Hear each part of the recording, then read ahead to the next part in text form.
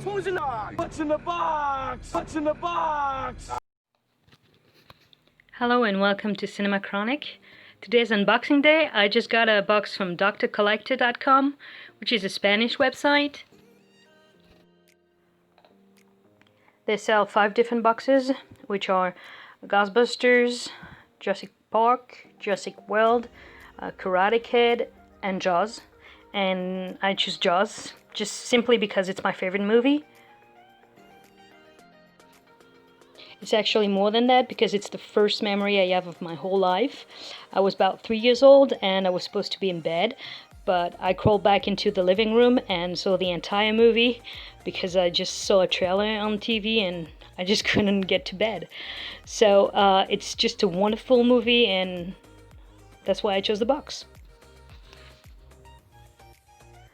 First, about the box itself, it's a poster of the movie Jaws and there's a yellow ribbon around it that says Beach closed by order of Amity Police Dept. The box is called Amity Island Summer of 75 Kit and it's pretty solid and pretty. It kind of looks like a board game box, so it's a keeper. If you turn the box over, it says, "Would you dare to spend a vacation on Amity Island? Open the box of memory of the summer of 75 on Amity Island and relive the most chilling episode in the history of this charming New England community. This Amity Island Summer of 75 kit contains souvenirs from the island of that fateful year when a great white shark brought terror to its beaches." Okay, that's pretty cool. You got a drawing of a bloody ocean underneath. I like it. In order to open the box, you have to first remove the yellow ribbon. And, well, it's just paper, but it's kind of cool because you just dive right into it. Okay, now, first object. It's a newspaper. It's called the Amity Gazette. Okay, on the first page, it says, "Shark claims its 4th victim on July 4th. The strong surveillance device could not prevent the misfortune." It's really printed like a newspaper, and for the first article you have 3 pictures. The first picture on the left is when they caught the shark, the tiger shark, which is absolutely not the shark we're looking for, not unlike those droids. It's the shark that all the crazy people caught and they really think it's the right one. Only Hopper knows that it's not the right jaw length. Brody's pretty happy about it and the whole town, including Mayavon, is really happy about it, but Hopper knows. The main picture in the middle is a panic picture. Everyone's coming out of the water and they're really freaking out because someone yelled shark, but it's not the right shark, once again. It's when those 2 kids were playing a prank and they were having this fake fin and they got arrested, and while they were doing that prank, the real shark went rogue and got into the pond.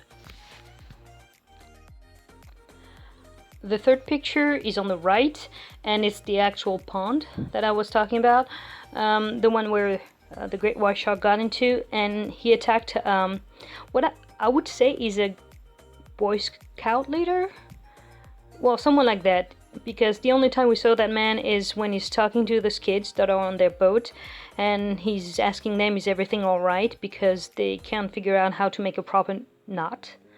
So that's why I think he's some kind of Boy Scout leader.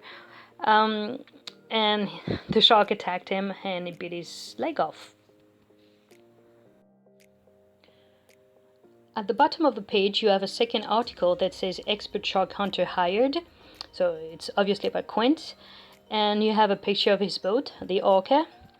Well, actually, yeah, Quint got hired only after the 4th victim. First you got Chrissy Watkins, which is the blonde lady at the very beginning of the movie. She was coming from a party and just dived into the water with a really drunk boyfriend. And, well, she got eaten. Most people were not even sure that she's got eaten by a shark because they were pretending that to be a boat accident, but Hooper knows once again, and he knows it was no boat accident. The second victim was Benjamin Gardner, who just disappeared until Brody and Hooper got a bit drunk and decided to go hunt for the shark in the middle of the night. Hooper went for a dive and just find himself face to face with the corpse of Benjamin Gardner. He just had a really big shark tooth in his hand, but the scare he had when he encountered the corpse just made him drop the tooth. And afterwards, when he tried to explain all that to Maya Vaughn only said, "Okay, I trust you if you show me that tooth." And of course, well, Hooper didn't have it anymore, so Maya Vaughn made kind of fun of him. The third victim was a little boy called Alex Kittner. He was just playing in the water with his yellow mattress, and he got eaten in front of everybody. So now the Boy Scout leader is the fourth victim, and that's only the moment where Quint got hired. When you turn the newspaper over, there are a few more articles. The first one says 50th annual regatta cancelled. The beach also closed until further notice. That's where Mayor Vaughn finally decided to close everything, but it took a long time, and it took his own boy to be in danger for him to do so. The second article says Karate chopped fences in town, and it's a reference to the beginning of the movie when Brody arrived to work and his secretary tells him about it and that he has to do something about it because people are not happy. And it's really good because it shows how little the chief of police has to do in this town. It's a really crime-free town because for the chief of police to have to take care of that, it really shows that he has nothing else to do. The third article says, "Is Pippet the fifth victim?" It's a sad moment of the movie because right after the disappearance of Alex Kittner, everybody's out of the water. There's this young fella that is on the beach and that keeps screaming, "Pippet, Pippet," and his dog is not coming back, and you just see the piece of wood that he threw him floating on the water, and well, you know that he's just not coming back. Finally, at the bottom of the page, you have a banner that says reward a 3,000 bounty to the man or man who catch and kill the shark that killed Alex M. Kittner on Sunday, June 29th on the empty town beach. So this ad and bounty is from Mrs. Kittner, who's only very sad because her son is dead, so that's kind of obvious. But she's really angry, particularly at Chief Brody, because she thinks that he's the one responsible for not closing the beach on time.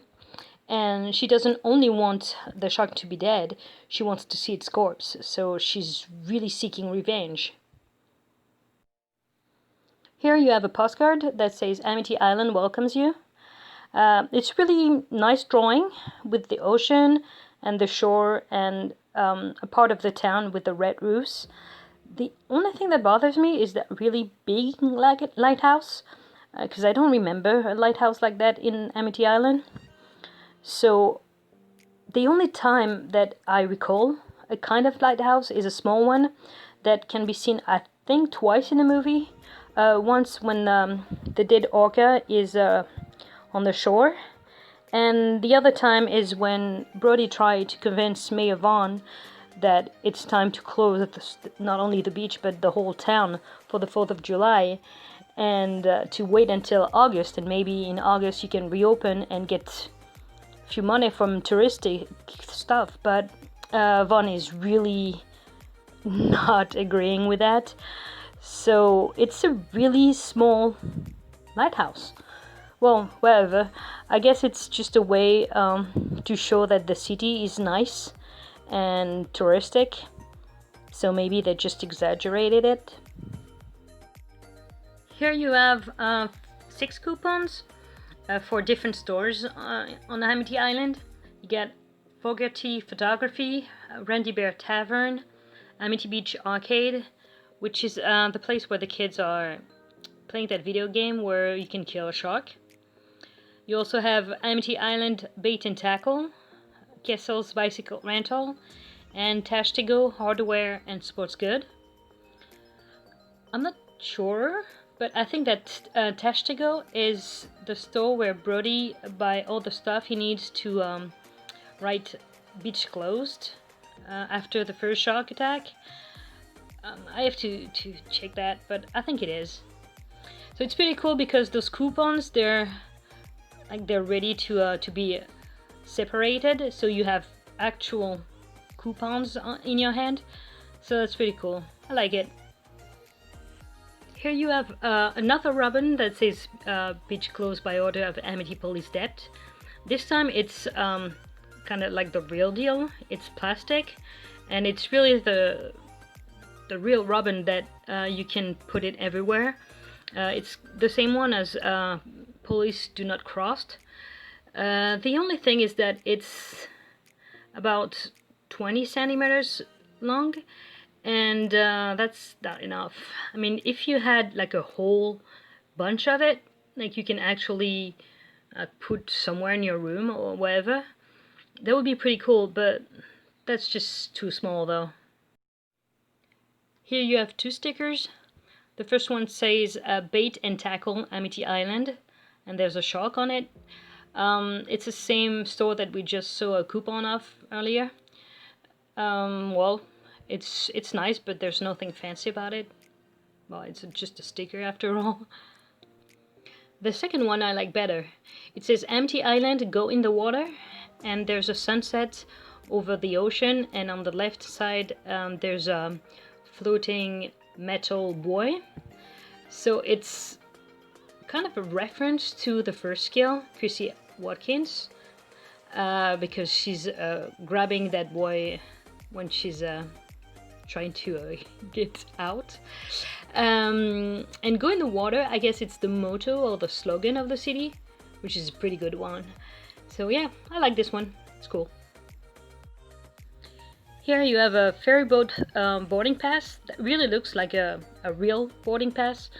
It reads Independence Day Celebration, Amity Island, ferry round trip transfer, plus ice cream at Town Beach hot dogs, plus firework on board barbecue dinner and open bar for 2 adults. Underneath it says passenger travel at their own risk. Yeah, you bet. It's pretty cool. I like it. It's really thick and it looks like an actual boarding pass, so I like it. It's good. Here you have a badge that says Amity Island, New England, USA. There's a surf woman on it. The only thing that bothers me is that it says Universal Studio on the side. I guess it's mandatory, but it just ruined everything because the Amity Island badge puts you in the mood, like in the universe, but putting Universal Studio on the side is just taking the fantasy away. So, yeah, I don't really like that one. The second badge says Re-elect Larry Vaughn for Mayor 75 with the color red, white, and blue, which is the kind of badge that in the US you would wear to show people who you're voting for. Well, it doesn't say Universal Studio on the side, so it doesn't ruin the fantasy. It's pretty cool. I like it. And it's funny because, to be honest, nobody will ever vote for Larry Vaughn after all the bad decisions that he made. Well, though it is in the US, so yeah, the guy's probably gonna be re-elected even though he's really bad at his job. So I like this badge. Here you have a flyer for Amity Beach Arcade that says Killer Shark, yes we got it. So I guess it's a popular game that every arcade must have at the time. So they're really proud to announce it through a flyer. It's the kind of cheap flyer that, you know, any small shop will have. The only thing is that it's a bit dark, so you have to see it up close. But otherwise, it's a pretty nice idea. I like it. Oh, I shall call you my squishy. Here you have a shop. On the bottom it says Amity Island Souvenir Shop. It's a a squeezable shark. I guess it's kind of like an anti-stress thing, so it might be useful, at least to me. So it's pretty nice. Here you have a key holder made of wood. On one side there's a shark eating a person, and on the other side it says Quint's charter fishing. So I guess it's kind of like an advertisement. The wood itself is okay. The only thing is that the design of the shark and on the person, it's kind of like if a kid would have drawn it. So I'm really not a fan of it. Yeah, I could do without. Here you have a brochure that's a Amity Island Tour Guide 1975. There's the lighthouse on it, a red one. That I can relate to. I mean, I don't know if it's big or small because you can only see that on a picture. But that being red, yeah, that's the way I remember it. So then you have to open it, and on one side it said Amity Shore Beach House Resort. With a drawing of the beach and says "Call now." And on the inside there's a map of Amity Island. It's pretty nice, like it. When you open it, it's a map of the town, and on the side there are some advertisement for the shops, so you can see some of the shops that we talked about earlier. But also you have nice addition. You have Amity Karate School. We talked about it earlier as well. And there's also a really interesting one that says Vaughn's Realty. I'm not sure that in the movie we learned that Larry Vaughn, or at least someone from his family, is a realtor, but it really adds to the character because it makes even more sense that he doesn't want to close because he wants all the money.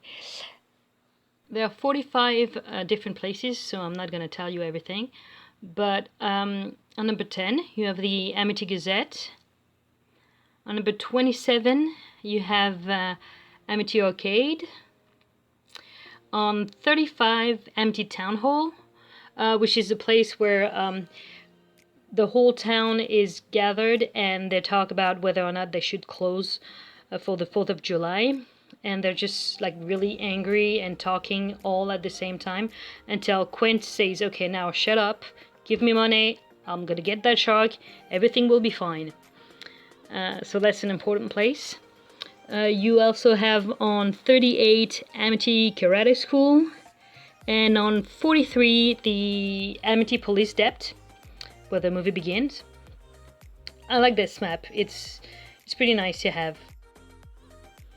At the bottom of the box, you have a beach towel, which is a really good idea. It says Amity Island welcomes you, 50th Annual Regatta, July 4th to 10th. That's the billboard that you can see a few times in the movie, and later gets degraded by a bunch of kids that paint a fin and a bubble coming out of the lady's mouth saying, "Help me." All that gets the mayor really mad. I like the idea, but the printing is really bad. I mean, it looks like it's been in the washing machine 50 times already. And the towel itself, it's really thin. So it's a disappointment. The idea was great, but yeah, no, it's not gonna do it. I'm sad. Oh, okay. At the very bottom, before the piece of paper that says everything that you have in the box, there's also a letter. It's typewriting. It says, "Dear Jackie," dated from Friday, June 27, 1975. Okay, "Dear Jackie," I have no idea who is Jackie. So it's... when I turn it over, it says that it's written by Brooke.